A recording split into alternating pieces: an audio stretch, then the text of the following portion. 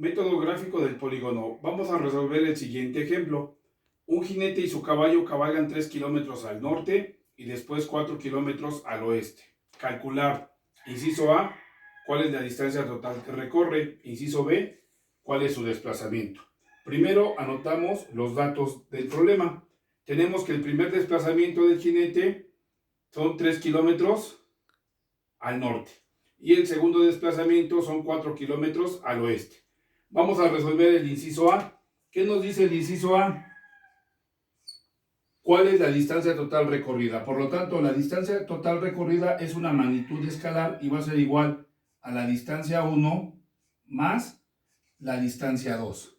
Por lo tanto, la distancia total recorrida va a ser igual a una simple suma aritmética. Va a ser 3 kilómetros más 4 kilómetros.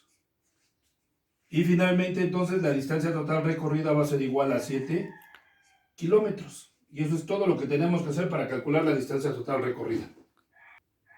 Ya. Son 3 kilómetros al norte. Por lo tanto, tomamos nuestra escuadra y marcamos nuestros 3 kilómetros al norte. El norte está hacia arriba, marcamos 3 kilómetros. Y este sería el desplazamiento 1. La escala que vamos a utilizar es escala de 1 a 1, entonces el primer desplazamiento es de 3 kilómetros al norte. Después nos ubicamos en este punto y trazamos el segundo vector, que es de 4 kilómetros al oeste. ¿Hacia dónde queda el oeste? Pues hacia la izquierda. Por lo tanto, de este punto vamos a trazar un vector de 4 centímetros, en el caso de ustedes, y nos vamos a dirigir hacia la izquierda. Por lo tanto, trazamos nuestro vector de 4 centímetros. Y este va a ser el desplazamiento 2. ¿Cuánto vale el desplazamiento 2? Bueno, el desplazamiento 2 va a ser igual a 4 kilómetros. Y ya tenemos los dos desplazamientos que realizó el jinete. Ahora, ¿cuál va a ser nuestra resultante? Nuestra resultante va a ser el vector que va a unir el origen del primer vector con el último. Por lo tanto, colocamos nuestra escuadra y trazamos el vector que va a unir el origen del primer vector con el último vector.